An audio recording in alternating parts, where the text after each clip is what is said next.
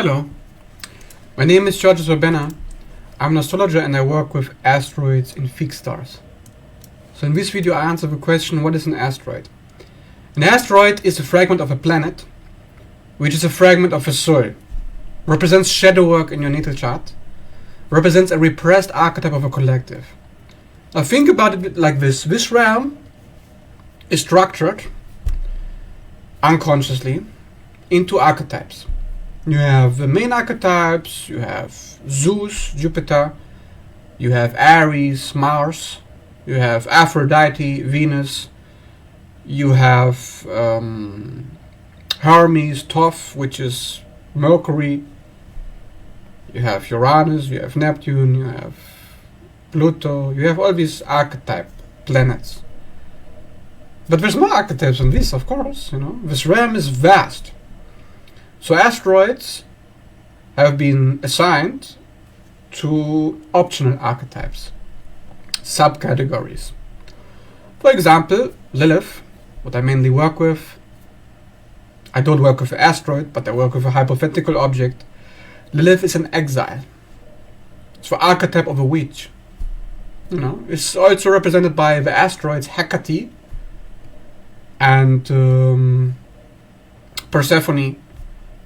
Then you have Ceres, or Demeter, which is the Empress in Tarot, which is another manifestation of Venus, which is Hathor, or Isis.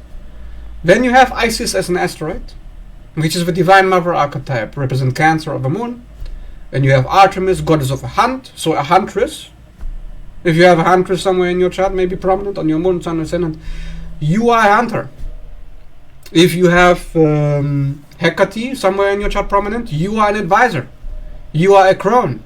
You tell people what to do, how to live their life, how to take a path, like crossroads. If you have Freya, goddess of beauty, like I do for my son, then you're good at beauty because you know how to preserve the physical body, how to fertilize yourself, how to invest properly, how to manage money, finances, physical possessions. So if you're good with that, maybe you have a Freya in your natal chart somewhere. But again, Demeter is also Empress. Venus is the standard archetype of the Empress. And then you have the subcategories. You have the Egyptian deities. You have Hathor, which is an expression of Isis, which is the cow goddess.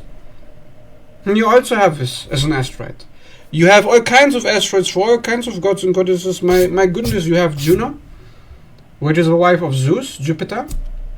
She represents where we sacrifice personal power for a relationship, where we sacrifice ourselves for maintaining a marriage to something or somebody.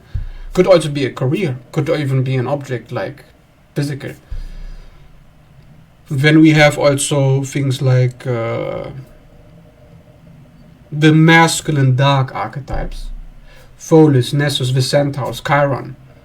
Dark masculine archetypes, because you also have dark feminine, like everybody knows Lilith. Well, do you know Nessus? The biggest and baddest of the Centaurs. Do you know this has to do with double binds in your natal chart? Where you become an Avenger. The Avenger archetype. Sasuke in Naruto. Queen Cersei in Game of Thrones. My goodness, we have all these archetypes. We have all of them in movies, games. Where are they in your life? Don't you want to know? Do you have a Queen Cersei inside you? Then you have a Nessus. Do you have Pholus, the butterfly effect? You know the movie, The Butterfly Effect? Pholus represents that. Pholus also represents Lucifer. Pholus represents a fall from grace. Do you have a fall from grace somewhere? Pholus puts a lid on another planet. Are you suppressed in some area of your life? Maybe it's a big area. Maybe it's Sun, Moon, Ascendant. Imagine having Pholus there. Then the moment you take a step forward, catastrophe. So you are catastrophizing, you are scared. Cowards often have prominent Pholus. But also people when they overcome the cowardness, They go crazy. They go ham. Okay, like Lucifer. I leave Eden. I leave heaven. I don't care. I just go my own way. I develop my ego. I need to make my own decisions. Blah blah blah blah. So they show you how you suppressed in making your decisions, where you have been programmed, where you have been brainwashed. There's also Lilith programming. I have Lilith from the sun. Lilith programming is, oh, be sweet, submit, right? To Adam, oh, you are my wife, you are my woman, you are mine. You don't have agency. Be mine. And then you say, I am angry, I am getting out of this. You know, separation. Plutonian objects. Okay, you have Pluto, right? If you think about these archetypes I just mentioned, they're all scorpionic.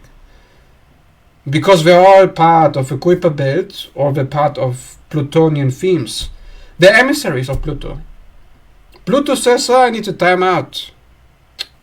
There's a specific story that has to play out that's very, very specific to a certain myth. Let me create this asteroid so it can fit into that myth. Okay?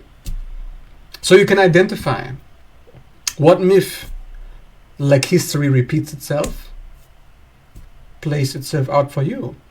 So you can identify all the issues that are cycles of nature, repeating over and over in your chart, or in the chart of your friends, your partner, your loved ones, your family. They all have asteroids somewhere.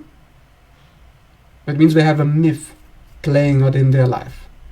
Understand the myth. Understand the lesson. Understand your identity.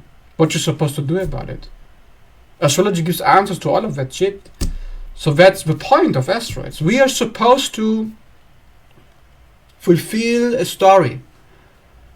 We can't separate ourselves from the story. To separate yourself from the story is to die. When the story ceases to exist, you cease to exist. You stick to it like glue. Like you stick to your body. Like you stick to money. Because you need money to survive. Because you stick to food. Because you need food to survive. You also need an identity. Because if you're not somebody, you're nobody. So it means you're dead. So you need information. There it is. Asteroids.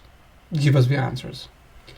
So if you found this helpful, and you like to know more about asteroids in your natal chart, if you like to have a personal reading, if you want to understand what is it trying to do, what is the shadow of this asteroid, and what do I have to do about it to unlock it, so I can cash in, like Saturn, you know, like you need to do certain things.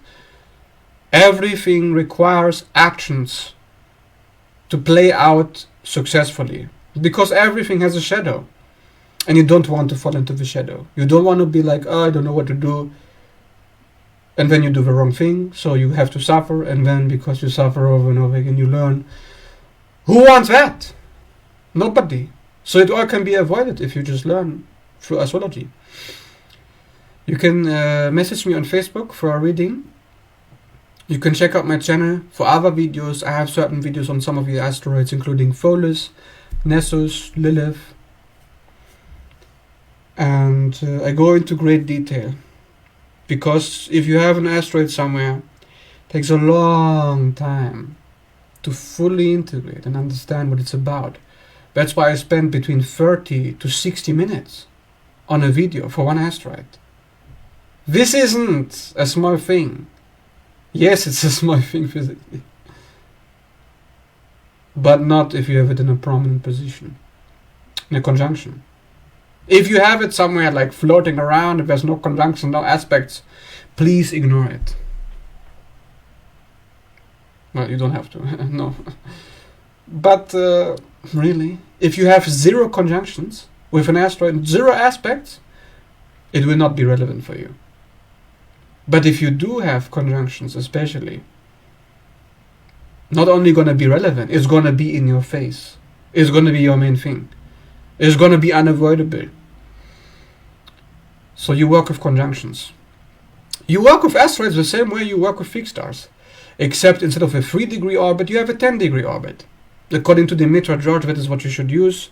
I recommend at least 5 degrees is a conjunction. For sure. Yeah. You don't need to go below that. So if you found this helpful, leave a like and please subscribe. It doesn't cost you anything if you see this on YouTube, because